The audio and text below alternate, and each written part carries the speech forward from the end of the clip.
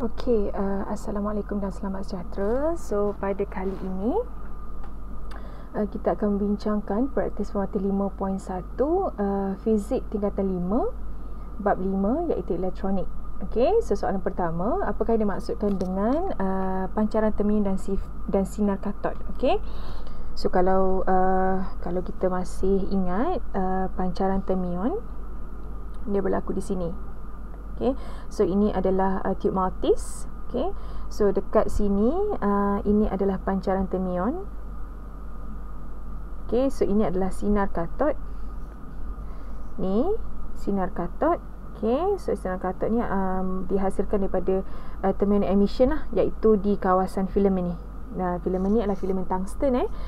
Filament tungsten mempunyai kerintangan ataupun resistivity yang tinggi. Bila resistivity yang tinggi menyebabkan dia lebih panas, lebih tinggi tahap suhu panas dia tu, maka dia akan menghasilkan elektron yang lebih banyak. Okey.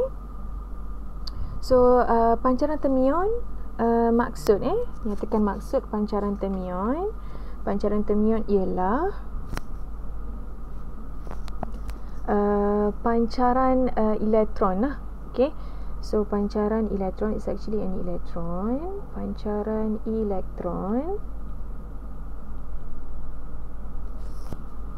daripada permukaan logam. So daripada filament, dalam kes ni daripada permukaan, kena ada permukaan tu wajib ada so permukaan logam filament. Okay. Dan B nyatakan dan sinar katod so sinar katod kena sambung satu lagi. Sinar katod ialah alur elektron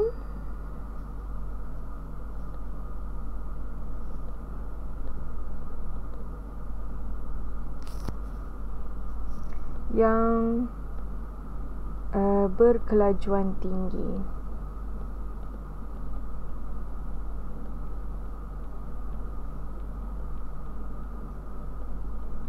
Okay. So itu adalah sinar katod. Okay, so B nyatakan ciri-ciri sinar katod. Seperti yang cikgu terangkan tadi, sinar katod tu adalah yang ini. Elektron bila bergerak menghasilkan satu aliran sinar dan yang dikenali sebagai sinar katod. Okay. So ciri-ciri sinar katod ni, yang pertama, dia adalah bercas negatif. Sebab apa bercas negatif? Sebab dia adalah elektron. Okay. Yang pertama bercas negatif. Yang kedua, dia mempunyai bergerak secara lurus sebab dia aliran cahaya. Kita nampak dia macam aliran cahaya lah, bergerak secara lurus. Okey. Boleh dipesongkan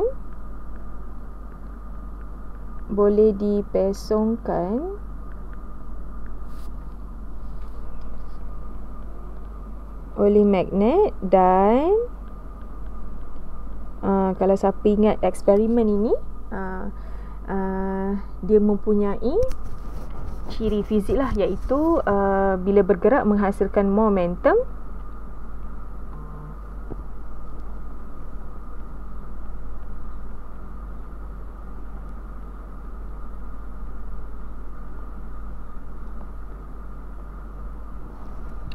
Momentum dan tenaga kinetik.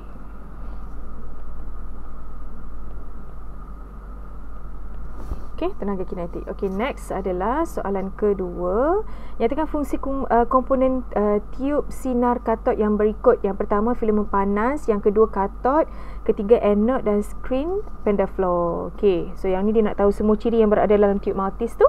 Yang pertama, fungsi apa tadi? Filament. So filament berfungsi untuk memanaskan permukaan filament itu dipanaskan oleh bekalan elektrik yang kita bekalan EHT, extra high tension. Okey. Bekalan kuasa yang sangat tinggi voltagenya. Okey. So dia berfungsi untuk memanaskan katod.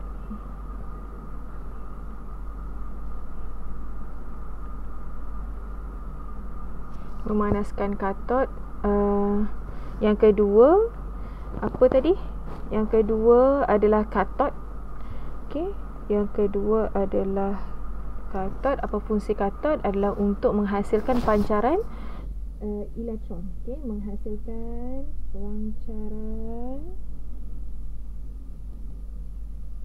Cikgu harap bolehlah baca tulisan Arab cikgu ni. Arab bukan, menghasilkan pancaran elektron. Nanti korang tulis Arab pula. Alright. So yang ketiga adalah anode. So anode berfungsi. Anode kat mana? This is anode. Okay, anode dekat sini. So remember, yang ini dia disambungkan ke terminal positif. Okay, dan anode disambungkan ke terminal positif, katod disambungkan ke terminal negatif. Okay, so apa fungsi anode? Berfungsi untuk menghasilkan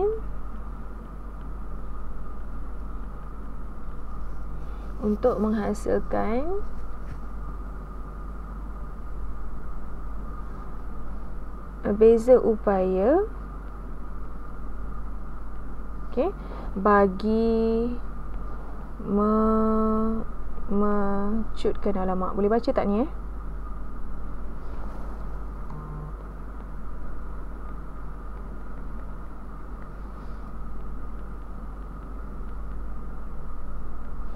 Dan yang terakhir adalah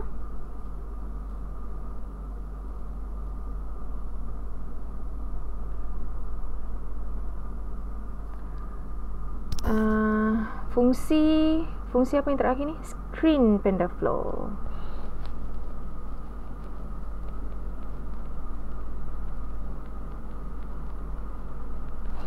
Screen pendaflow berfungsi untuk menghasilkan tumpuk cahaya. Okay, kalau kita tengok eksperimen terminal emission ni, dekat depan ni, ni adalah pendaflow. Okay, pendaflow ni maksudnya kalau kamu tengok kamu punya lampu putih kat rumah kita tu kan, lampu kat rumah kita tu, kalau mentol dia pecah, kita akan nampak habuk-habuk warna putih. Itu adalah fluorescent yang kita gunakan. Maksudnya elektron kalau kena pada habuk tu, dia akan menghasilkan cahaya putih. Okay, so bila elektron kena pada screen pendaflow, dia akan bercahaya, maka menghasilkan fungsi dia adalah untuk menghasilkan tumpuk cahaya. Okay, apabila terkena elektron. Okay, alright. So yang ke B, mengapakah, alamak tak nampak pula soalan. Mengapakah sebuah tiub sinar katod perlu dalam keadaan vacuum? Okay, why? Dalam tiub ni, dalam tiub tiub Maltese ni, keadaannya dalam tu adalah keadaan vacuum. Dalam bulatan ni, dalam senapang elektron ni, this is the whole thing adalah senapang elektron. Okay, so kenapa dia keadaan vacuum? Dalam keadaan vacuum, why? Kerana kalau ada molekul-molekul udara, maka elektron tu akan berlanggar lah. So, untuk mengelakkan pelanggaran itu, maka kita jadikan kawasan tu vacuum, right? So supaya zarah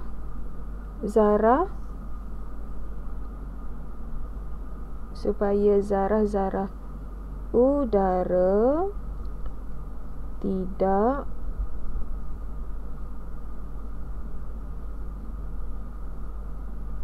berlanggar dengan elektron. Okey, soalan ketiga.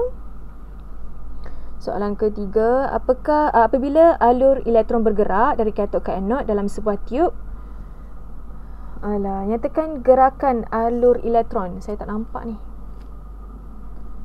Saya tak nampak soalan. Sekejap Okey, apabila alur elektron bergerak dari katod ke anod dalam sebuah tiub sinar katod, nyatakan jenis gerakan alur elektron. Okey, apakah jenis gerakan dia? Maksud elektron bergerak dengan macam mana? Tu maksud dia. Okey, so elektron bergerak dalam keadaan garis lurus. ataupun kita namakan dia sebagai pergerakan dia tu kita kena explain sebagai pecutan seragam. Laju bertambah salah okey, pecutan seragam. Okey, yang kedua B,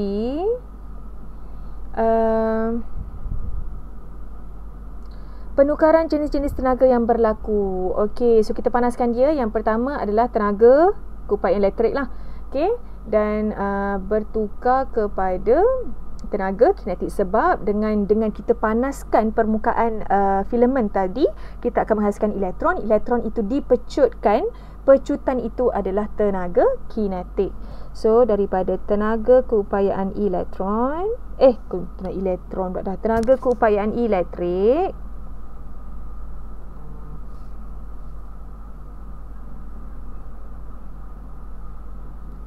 kepada tenaga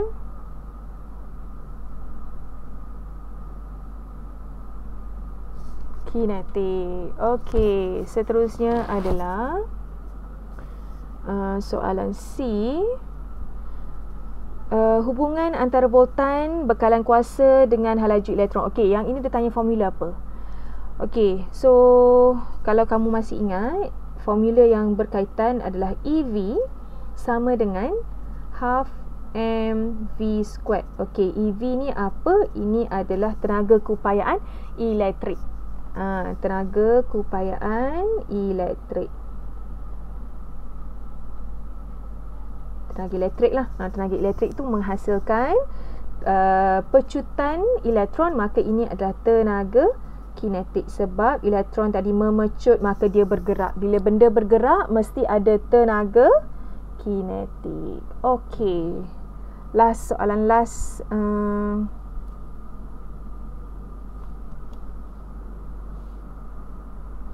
Soalan keempat adalah apabila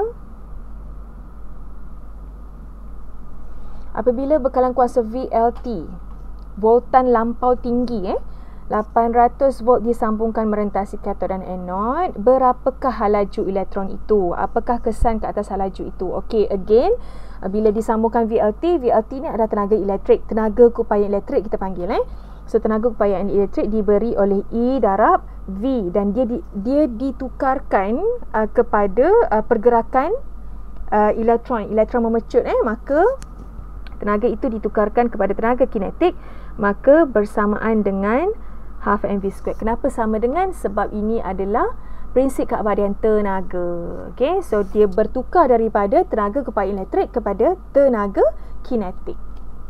Okey, so soalan tanya berapakah laju So soalan tanya laju. So dia nak V lah berapa? So V sama dengan salah. Tengok cikgu salah. V di sini ya kawan-kawan. V ini laju. Ini bukan V, ini adalah voltan, okey, atau pembeza upaya. So EV, alamak hijau pula. Sorry. So EV 2 tu ni atas kan, jadi 2 EV. Okey, M tu turun bawah kan, bahagi dengan M. Ini kuasa 2, kalau pergi ke sana jadi punca kuasa 2. Okey, sama dengan V yang kita nak cari. Okey, so telah diberi, cikgu tulis balik punca kuasa 2 EV bahagi dengan M. Alright, so dia dah bagi semua nilai. So 1.6 darab 10 kuasa negatif 19, ini adalah elektron darab dengan 800 volt bahagi dengan Gsim.